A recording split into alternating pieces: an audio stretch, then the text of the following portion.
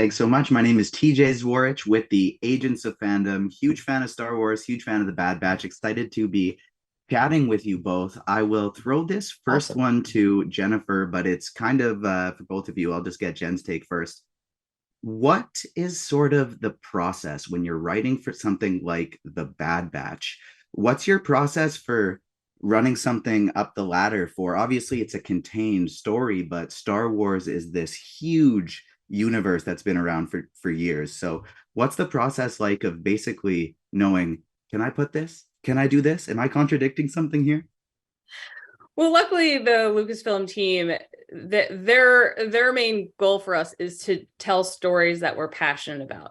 So whenever we have a writers' conference, before that, we have discussed with Dave Filoni and the team more like one-liners, sometimes more about what we want the next batch of episodes to be about, the themes that we're hitting, and just sort of big picture. And we do that throughout each season, from season 1 and season 2.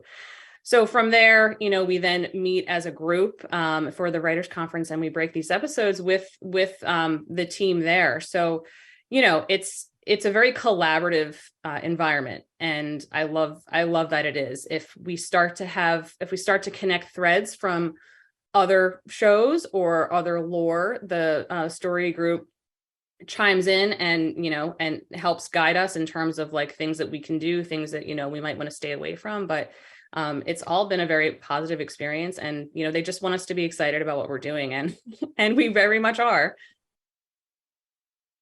Yeah. And that brings Yeah. me And I to mean, my next question that I'll throw to no, you go for first, it. quick, Brad. Is, you know, the clones and the Bad Batch, and but not just the Bad Batch, it's Rex, Echo, Cody, the whole squad, really resonates with people. You brought up that this is something you're passionate about. Brad, you've worked on my favorite Star Wars project, live action, animated ever in Star Wars Rebels. So what do you think it is about these characters that resonates with people so much? Oh, yeah. I mean, we love the clones too. It's not a surprise that the fans do. I mean, it's just so interesting that you have these characters that were created to, in this very insidious way in the prequels, how Dave and team in the Clone Wars digs into each one of them, and you get to learn Rex. He's not just a copy of a copy of a copy, but he's Rex. He's his own self, performed by the same actor, D. Bradley Baker, that we also have on our show, of course, who's so amazing. There's something about the fact that these guys like never give up. Like it's like they've given such a been dealt such a bad hand.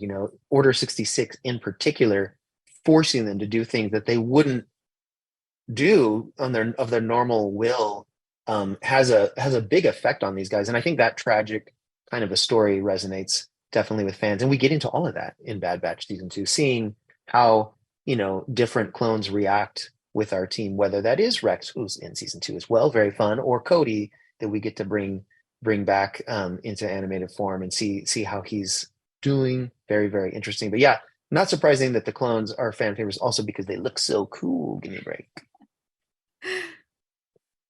How about for you, Jennifer? I mean, I've always loved the clones, and before Bad Batch even came along, I remember asking myself, what happens to the clones after the Clone Wars? Like I need to know, and I have an attachment to stories about veterans, and I very much wanted to explore what it meant for clone troopers who were designed and trained for one purpose, what their lives are like when that's taken away from them, and how that affects them on different levels. So and the sort of the brotherhood that they all share through the ups and the downs. So yeah, it's been a pleasure and an honor to really tell those stories. Bad Batch season one was a huge success, and season two continues the story in an incredible way. Thank you so much for sitting down with me. Coverage of the Bad Batch will be up at agentsoffandom.com, and we're going to make sure to be covering it throughout season two, coming soon to Disney Plus. Thank you so much.